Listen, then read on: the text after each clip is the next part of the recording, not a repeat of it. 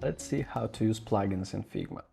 Plugins can save you a lot of time here because they can do some work automatically and save you a lot of time. So I have several plugins that I use very often and I will show how to use them to you. At first, let's look where to find plugins.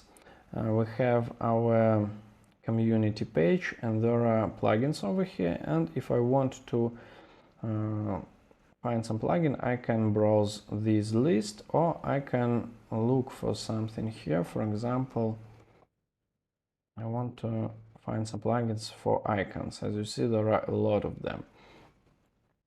When you have this black label, this means that you have installed this plugin already. So I think this is pretty obvious. Let's go back here and let's look at these plugins that we have. The first one, remove background.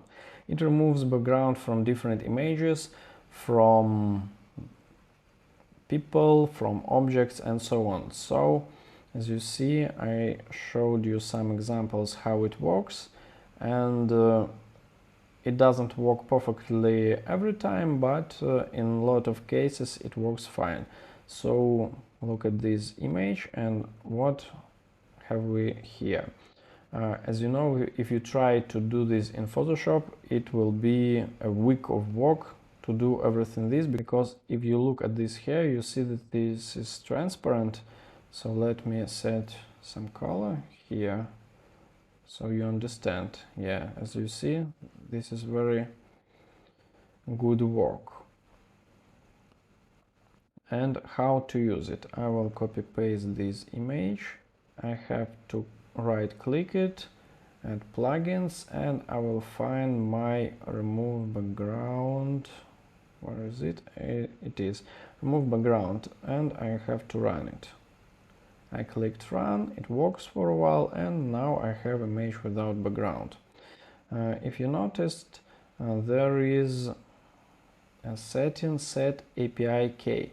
This means that you have to go to their website and register there and get your API key. Let's look how it works.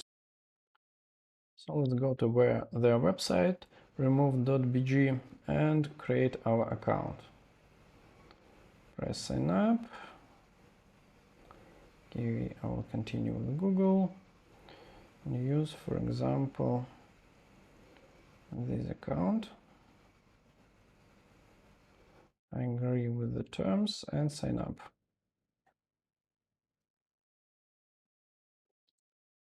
Okay, and I have to go to Tools and API and API integration. There is a button Get API Key, and now I have it. So when I go back to Figma and let me reinstall this plugin.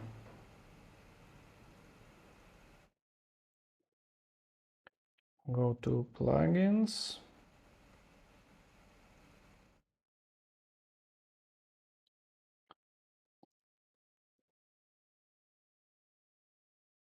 Move background, and I uninstall it. Okay, now I go back here and I can't use this plugin anymore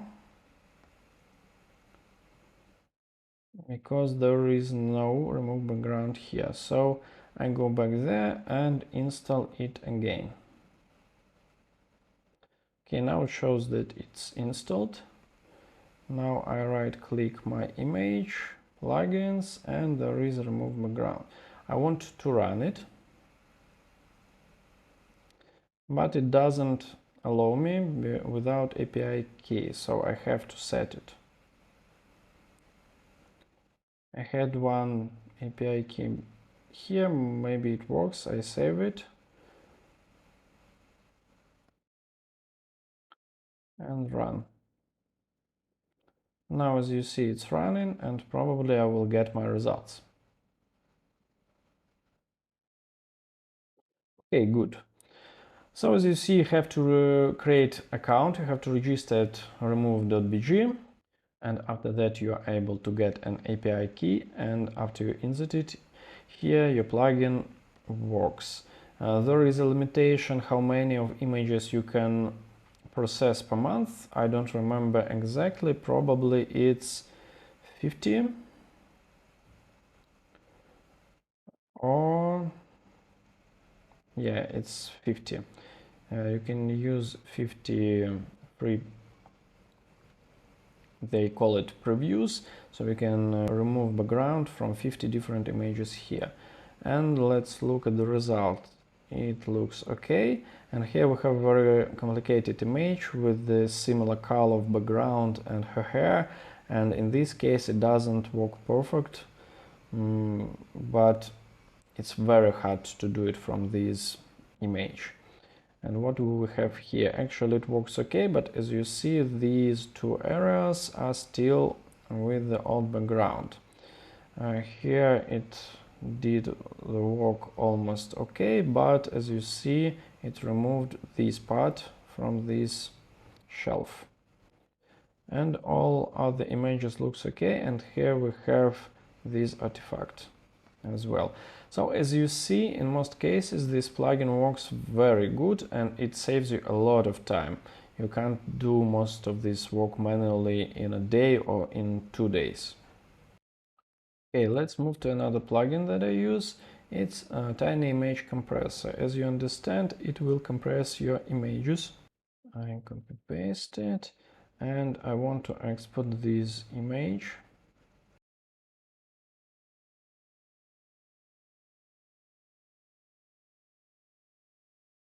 And let's look at its size.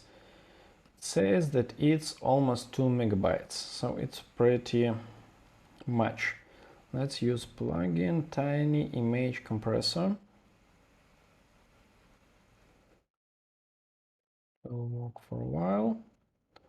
And I want to compress my image. You can set quality and let's press compress. It will work for a while.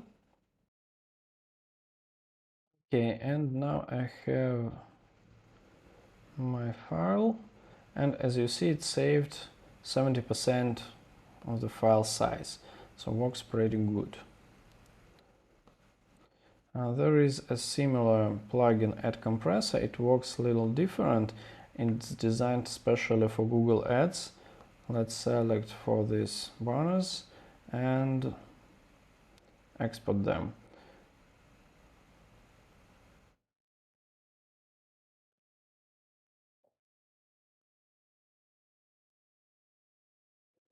When I export, I see that two of these banners are more than 150 kilobytes, and as you remember, Google allows you to upload images only up to 150 kilobytes with regular banners. So what do I have to do? I will select these images, right click, plugins, and find my Ad Compressor plugin.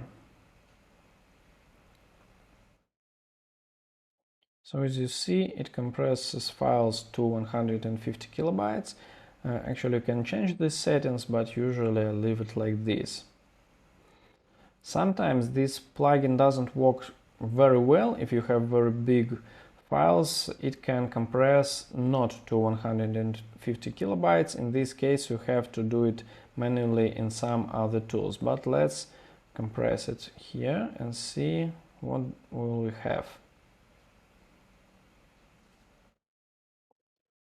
So as you see, I save a lot of file size, and now all these 4 banners are okay for Google. Now I can download them. It will make an archive and I can download all these 4 banners. Okay, let's move to web gradients. I use it rather often because it creates beautiful gradients for my frames.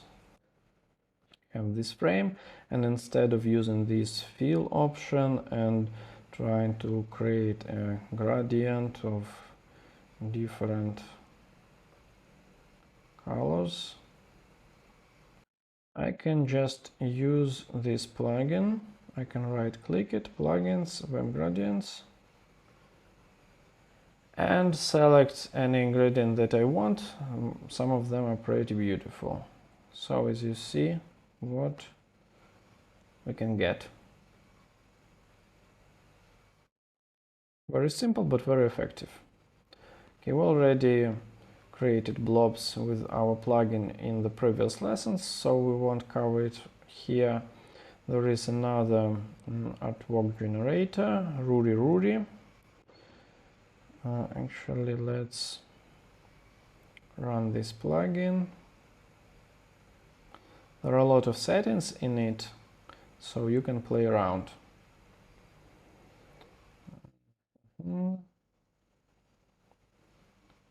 Let's create 2 frames of this shame, and the main setting is this cube rainbow of euphoria. This means that you will have different kinds of shapes. So cube is for these kinds of shape, rainbow is for these kinds of shape, and euphoria is for these kinds of shape. Let's use it. You can set some colors and it will generate you some shapes. So as you see, it's like this. You can change this setting. You can set it to this.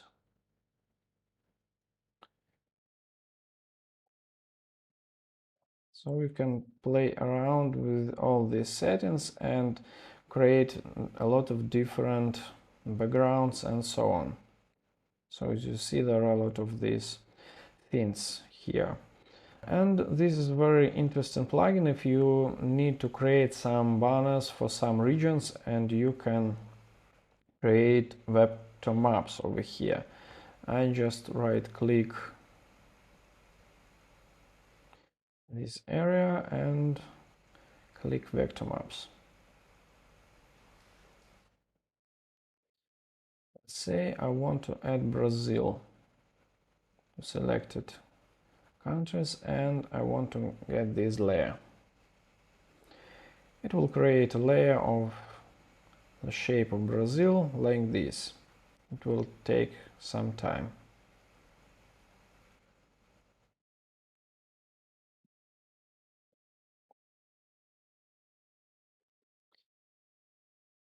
Okay, we won't wait for it, but as you understand, it will create a map of Brazil over here. How to install any of these plugins? You have to find it by its name, or you just can copy paste this link, paste it into your browser. You will get into your Figma account and you can install this plugin. As you see, it's already installed. Or you can just go to community and look for plugins over here. There are a lot of plugins in Figma, so you can check them out. I showed you some of them that I use almost every day. They are pretty interesting. And as you see, I have a lot of plugins here as well. Some of them are for creating animation, for creating video, some of them to create some 3D objects, some of them will just download some icons here, or just flags. For example, I use flags. Trans, and I just can select the flag that I want. I can use rectangle or square one. For example, I want to add Croatia. It has been added somewhere. Actually, I don't see it. I'm not sure. Yes, it's over here. So this is a flag. And as you see, it's made in a vector format. This means that I can scale it to a big size and the quality is still great. Okay, so this is all that I wanted to say about plugins. You can search for different plugins on your own, browse the community, find some articles, use different plugins. They will automate and save you a lot of time.